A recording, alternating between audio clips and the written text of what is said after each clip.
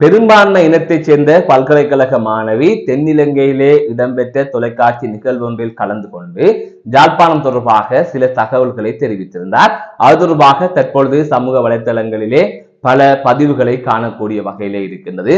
அந்த பெண் அந்த தொலைக்காட்சி நிகழ்ச்சியில் கலந்து கொண்டு கொழும்பு செல்வதை விட யாழ்ப்பாணம் செல்வது எனக்கு பாதுகாப்பானதாக இருக்கின்றது, அதாவது கொழும்பை விட யாழ்ப்பாணம் பாதுகாப்பானதாக இருக்கின்றது, அங்கிருக்கின்ற மக்கள் நன்றாக பழகுகின்றார்கள், அங்கு கருப்பு பேய்கள் இல்லை, இனவாத ரீதியாக நாங்கள் பிரிந்திருக்கின்றோம் என்று பல கருத்துக்களை கூறி சிங்கள இனவாதிகளை வாயடைக்க செய்திருந்தார் குறித்த மாணவி. இது தொடர்பான காணொலியும் அந்த மாணவி சிங்களத்தில் தெரிவித்த கருத்தின் தமிழாக்கமும் தற்போது சில தமிழர்கள் முகநூலிலே பகிர்ந்திருக்கின்றார்கள். இவை தற்பொழுது பெரும்பாலும் பகிரப்பட்டு வருவதை அவதானிக்கக்கூடிய வகையில் இருக்கிறது.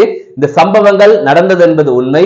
ஆனால் அந்த நேர்காணல் என்பது சுமார் 6 வருடங்களுக்கு முன்னர் எடுக்கப்பட்டது. அந்த நிகழ்ச்சியில் அந்த பெண் 6 வருடங்களுக்கு முன்னர் கலந்து கொண்டிருக்கின்றார் என்பதை நான் இதிலே கூறிக்கொள்கின்றேன். அது தற்பொழுது மீண்டும் வைரலாகி வருகின்றது. ஆனால் அதிலே குறிப்பிடப்பட்டிருக்கின்ற விடயம் என்பது மிக முக்கியமானது. தற்பொழுது சிங்கள மக்கள் கொஞ்சம் புரிந்து வைத்திருக்கிறார்கள். தமிழர்கள் பிரச்சனையிலே இந்த அரசியல்வாதிகள் தான் பிரச்சனை, முக்கியமாக சிங்கள அரசியல்வாதிகள் தான் பிரச்சனை என்று அவர்கள் புரிந்து வைத்திருக்கிறார்கள்.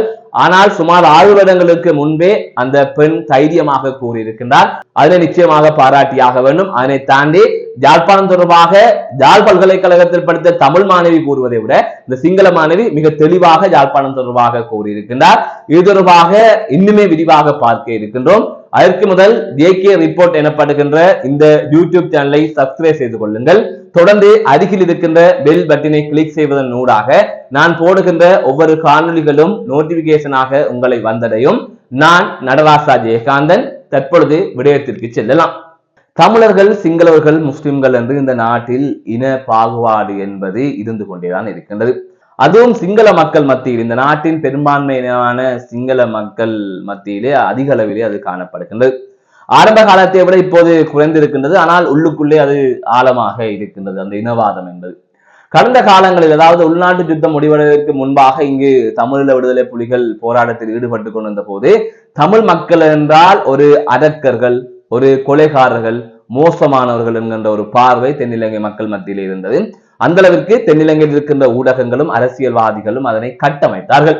இன்று வரை இந்த சமூக வலைத்தளங்கள் என்கின்ற ஒன்று இல்லாமல் போயிருந்தால், அதனை தாண்டி தமிழர்கள் சிங்களவர்கள் பழகாமல் இருந்திருந்தால் இன்று வரை அந்த நிலப்பாடு தென்னிலங்கை மக்கள் மத்தியிலே இருந்து கொண்டே இருந்திருக்கும். ஆனால் இன்று அனைத்துமே உடைத்தெறியப்பட்டிருக்கின்றது. அதாவது ஒரு 50% அந்த இனவாத சிந்தனை உடைத்தெறியப்பட்டிருக்கின்றது.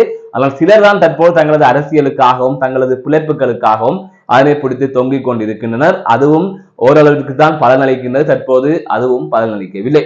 அவை இப்படியான நிலையில் தான் இந்த யாழ்ப்பாணம் தொடர்பாக, யாழ்ப்பாண மக்கள் தொடர்பாக, தமிழ் மக்கள் தொடர்பாக ஒரு மாணவி தென்னிலங்கை ஊடகத்தில் தெரிவித்த கருத்து தொடர்பாக ஒரு முகநூல் பதிவு ஒன்றை பார்க்க கிடைத்தது. நபரொருவர் தனது முகநூலிலே அது சிங்கள தொலைக்காட்சி ஒன்றுக்கு அந்த மாணவி வழங்கிய நேர்காணலை தமிழாக்கம் செய்து போட்டிருக்கிறார். அந்த பதிவை நான் பார்க்கின்ற போது, அந்த பதிவை வாசிக்கின்ற போது மிகவும் நன்றாக இருந்தது. எந்த அளவிற்கு யாழ்ப்பாணம் பற்றி யாழ்ப்பாணத்துக்காரர்களை சொல்ல மாட்டார்கள், ஆனால் ஒரு சிங்கள மாணவி இப்படி சொல்லி இருக்கின்றார் என்று. அது தொடர்பாக பெரிய அளவிலே ஆராயவில்லை. எதுவாக இருந்தாலும் அது சிறப்பாக இருக்கின்றது. அதை உங்களோடு பகிர்ந்து கொள்ள வேண்டும் என்கின்ற ஒரு சாதாரண பதிவாகத்தான் இந்த பதிவிலே அந்த விடயத்தை கூறுகின்றேன். அந்த வகையில் அந்த பதிவிலே குறிப்பிடப்பட்டிருக்கின்ற விடயத்தை பார்க்கலாம். இதிலே தென்னிலங்கை தொலைக்காட்சியிலே நிறைய கேட்கின்றவற்றை கேள்வி என்றும் அந்த மாணவி சொல்வதை பதில் என்றும் குறிப்பிட்டு அந்த பதிவை நான் வாசிக்கின்றேன். அந்த வகையிலே முதலாவதாக நெறியாளர் கேட்கின்றார், உங்களுக்கு அருகில் உள்ள பல்கலைக்கழகம் எது என்று.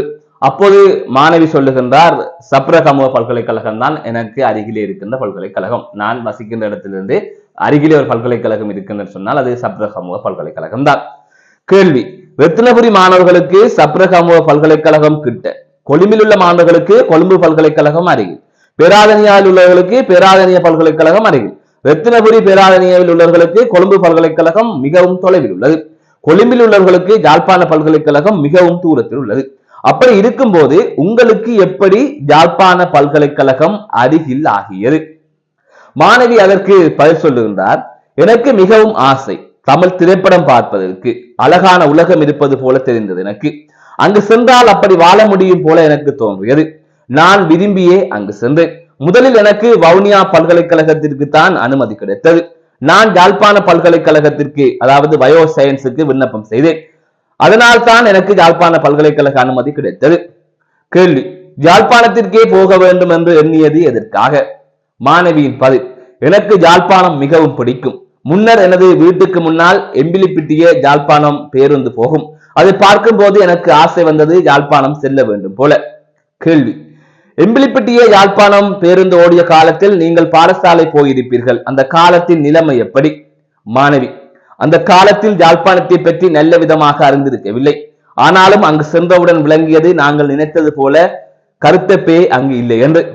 கேள்வி: பல்கலைக்கழகம் என்பது? மாணவி: எங்களுக்கு தெரியாத பல விடயங்களை அறிந்து கொள்ள முடிந்தது.